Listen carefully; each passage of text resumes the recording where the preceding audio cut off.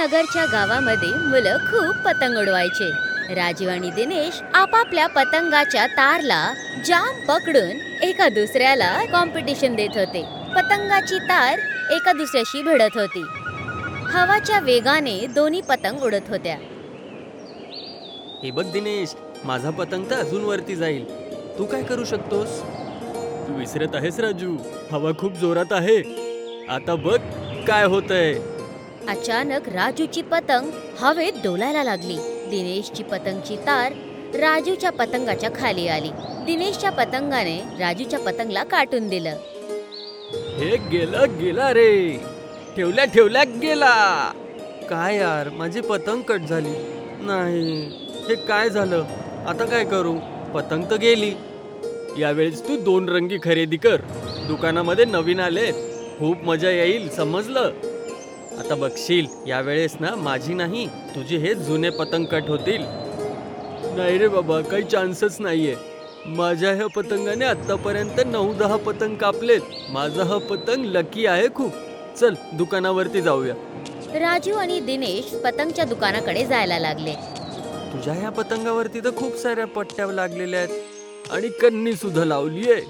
दिनेशची जुनी पतंग चिकटपट्टी आणि कन्नी लागलेली होती. अरे हा पतंग फेकून दे ना. तुझा पतंग तर जुना नाही, म्हातारा झालाय. नाही रे बाबा, हा पतंग मी नाही फेकणार. हा पतंग हवेसोबत बोलत बोलत उडत असतो, खूप उंच जाते. चल आता लवकर जाऊया. ठीक आहे, बघतो आता माझ्या नवीन पतंगाच्या समोर तुझा हा म्हातारा पतंग टिकू शकतो की नाही. यार, मी विचार करत आहे की एक तिरंगाच खरेदी करू. हे बघ, दुकान आलंय. जे विकत घ्यायचंय ते विकत घे. राजू आणि दिनेश दुकानात पोचले आणि पतंग घ्यायला लागले. राजूने हातामध्ये एक तिरंगा घेतला. हा तिरंगी, मला हाच पाहिजे. चांगलं आहे, हाच घे.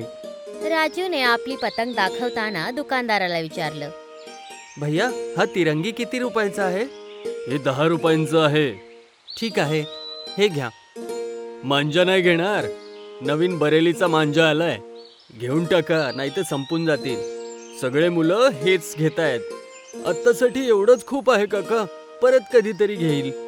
तुझ्या मित्राने तर नवीन पतंग खरेदी केलाय आणि तू नाही खरेदी करणार. ते फाटलेला पतंग घेऊन फिरतच आहेस. असं नका बोलू काका. हा तर माझा लकी पतंग आहे. माझ्या ह्या पतंगाने 8-10 पतंग कापलेत, पण आत्तापर्यंत कापली नाहीये. मी हिला कधीच नाही फेकणार. ठीक आहे. राजू आणि दिनेश दुकानाच्या बाहेर पडले आणि पुढे निघून गेले आणि दोघे जण राजूच्या घरी जाऊन पोचले. दिनेश, आता तर संध्याकाळ झाली. आता आपण पतंग नाही उडवू शकत. बरोबर बोललास, हवा सुद्धा नाहीये. उद्या सकाळी भेटूया. उद्या संक्रांती सुद्धा आहे ना. उद्या भरपूर मजा येईल. उद्या सकाळी तर सगळ्यात आधी मी माझ्या ह्या नवीन पतंगाने तुझा हा म्हातारा पतंग कापून टाकेल. चल बघूया. आता एक काम कर, माझा हा पतंग तुझ्या घरी ठेव, कारण की माझा छोटा भाऊ महेश आहे ना, माझ्या उठायच्या आधीच पतंग घेऊन पळून जातो. अच्छा ठीक आहे, दे माझ्याकडे. दिनेशने राजूला पतंग आणि रील दिली आणि तो आपल्या घराकडे निघून गेला. राजूने ती पतंग आणि रील आपल्या खोलीमध्ये एका टेबलावर ठेवली. दिनेशचा हा पतंग किती जुना आहे. मी याला बरोबर नाव दिलंय, म्हातारा पतंग. म्हणतो की हे खूप लकी पतंग आहे आणि म्हणतो हवेमध्ये खूप उंचावरती उडतो. उद्या तर ह्या म्हाताऱ्या पतंगाला कापूनच राहणार मी. रात्र झाली होती तर राजू झोपला, पण त्याला स्वप्नात दिनेश दिसला.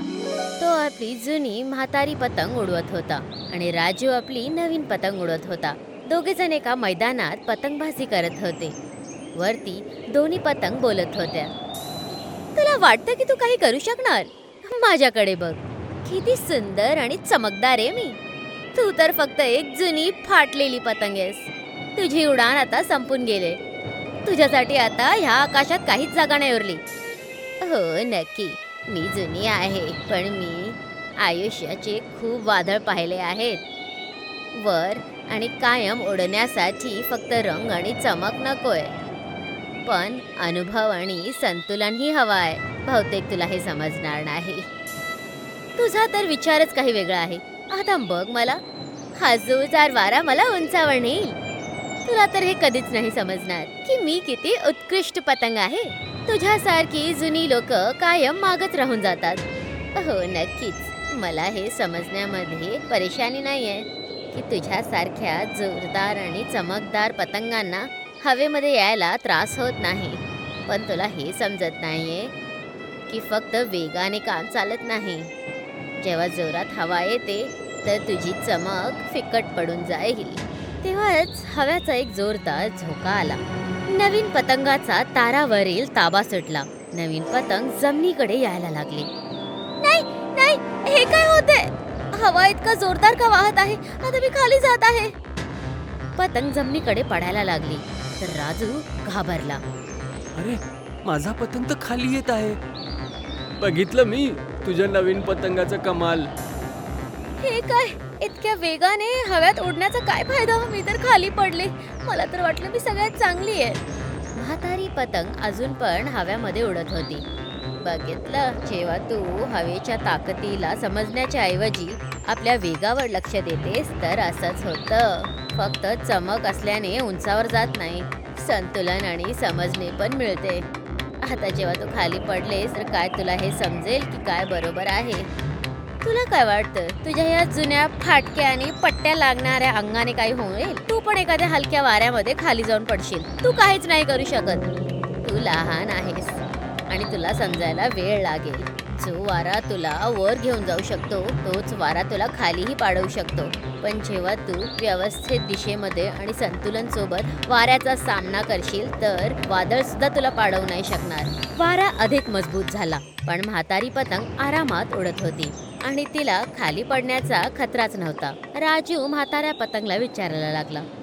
ही हवा तर खूपच तेज आहे. काय तुम्ही तेज हवेला सांभाळू शकता? आता तू काय करणार? काय तू पडून जाशील खाली? राजू, वाऱ्यामध्ये उडण्यासाठी फक्त वेगाची गरज नसते, त्याला चांगल्यापैकी समजण्याची गरज आहे. जेव्हा तू आपला संतुलन व्यवस्थित ठेवशील तर वारा तुझ्यावर वाहणार नाही. हे लक्षात ठेव.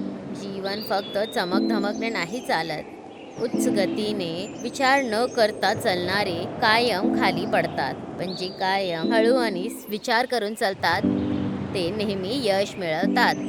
ह्या म्हाताऱ्या पतंगीचे हे बोल लक्षात ठेव.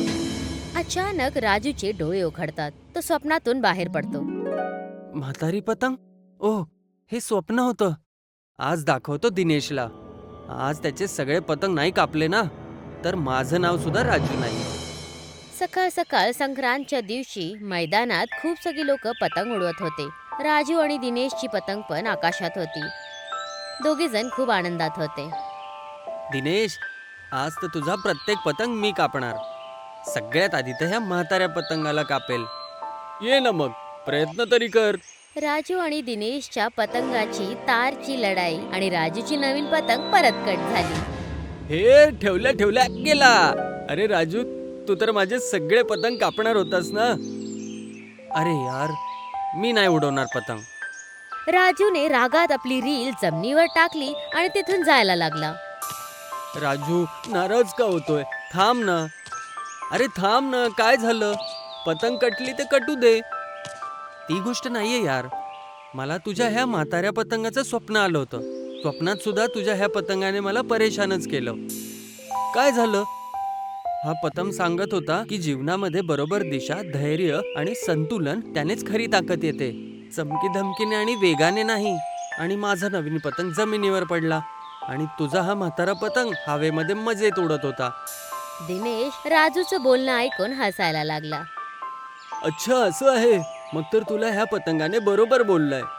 अरे, माझी आजी सुद्धा नेहमी बोलते की माणसाला नेहमी धैर्य आणि संयम ठेवायला पाहिजे. याने आयुष्य संतुलित राहतं. याचं पालन करणाऱ्याला जी सफलता मिळते तेच खरी सफलता मानली जाते. जो माणूस बिना धैर्य आणि संयमाने लवकर लवकर सफल होण्याचा प्रयत्न करतो त्याची सफलता जास्त वेळ नाही टिकून राहत. फक्त वेग आणि चमकीने नाही तर अनुभव, संतुलन आणि धैर्याने सफलता मिळते. माझ्या म्हाताऱ्या पतंगाने तुला खूप चांगलं शिकवण दिलीये. या म्हाताऱ्या पतंगाचे तर तूच हक्कदार आहेस. घे, हा पतंग तू ठेवून घे. मला नाही उडवायचा आहे पतंग आता. राजू, आज मकर संक्रांती आहे. आजच्या दिवशी नाराज नाही व्हायला पाहिजे. चल, हा तिळगुळ खा माझ्या आईने बनवलाय. तिळगुळ घ्या आणि गोड गोड बोला. म्हणजेच तिळगुळ घे आणि प्रेमाने राहा. दिनेशने राजूला तिळगुळ दिला. राजूने आनंदात खाल्ला. आता हा माझा म्हातारा पतंग घे आणि याला उडव. तेव्हा तू याच्या शिकवणीला चांगलं समजू शकशील अजून. दिनेशने म्हातारी पतंग राजूच्या हातामध्ये दिली. दिनेश, मकर संक्रांतीच्या हार्दिक शुभेच्छा. मकर संक्रांतीच्या तुला सुद्धा खूप खूप शुभेच्छा.